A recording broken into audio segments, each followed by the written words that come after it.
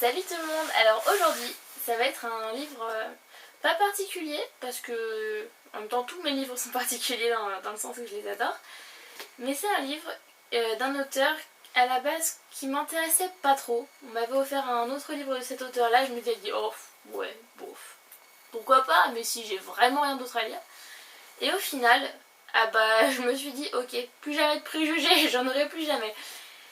Alors celui-ci c'est le tome 2 parce que cette histoire là s'est décomposée en 2 parties.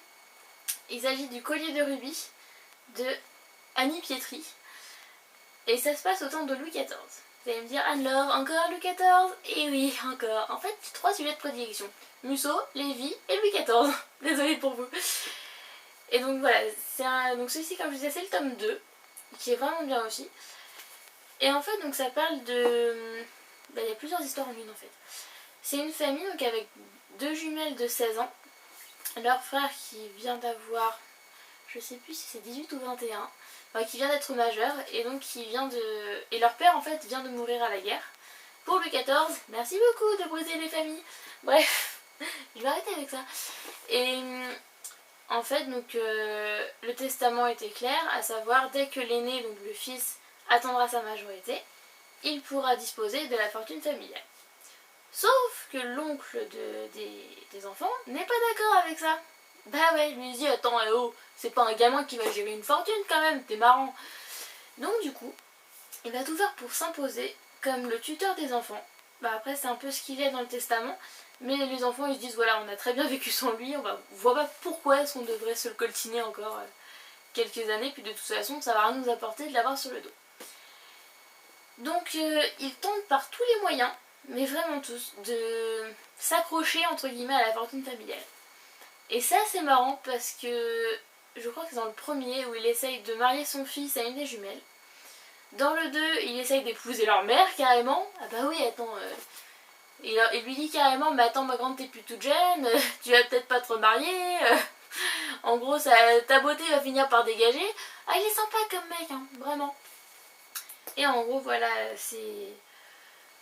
c'est un peu leur combat on va dire pour essayer de se séparer de cet oncle un peu relou, hein, pour parler Jens. Et voilà, et en fait il s'apporte comme titre le collier de rubis. C'est tout simplement parce que la marquise, j'aurais peut-être dû commencer par là. La mère est marquise et en fait elle a un collier qu'elle tient de son arrière-grand-mère qu'elle veut léguer à la première des jumelles qui se mariera. Le seul souci c'est que ce collier là, elle doit le vendre pour payer les dettes de son fils parce qu'il y a encore une histoire avec ça. Bah oui je sais je m'embrouille mais bon, et lisez-le vous comprendrez pourquoi je m'embrouille. Et donc elle doit vendre ce collier là parce que son fils a eu des dettes de jeu. Il a bu plus que de raison, il est complètement ivre-mort, mais il sait plus ce qu'il fait et du coup il a un peu perdu beaucoup d'argent je crois, pour l'époque ça fait beaucoup. Et du coup sa mère est obligée de vendre ce magnifique collier. Mais le banquier à qui elle le vend, elle lui dit par contre, on est bien clair, dès que j'ai l'argent pour vous le racheter, je vous le rachète. Il dit ok, pas de problème. Voilà, c'est le banquier de la famille, il les connaît tous depuis des générations, 2 au moins. Donc il dit pas de souci.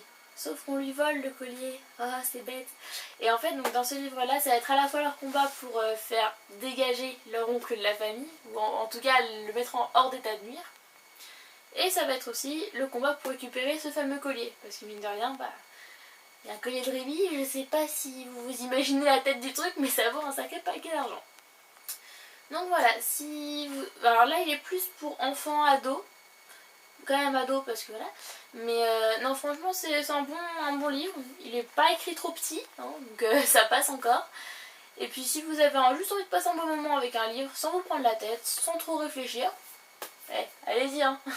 Et en plus quand je l'ai acheté il était à 12 €. Je suppose que maintenant avec le temps qui passe et voilà, je pense qu'il doit être autour des 8 €. Donc franchement ça peut être une bonne affaire.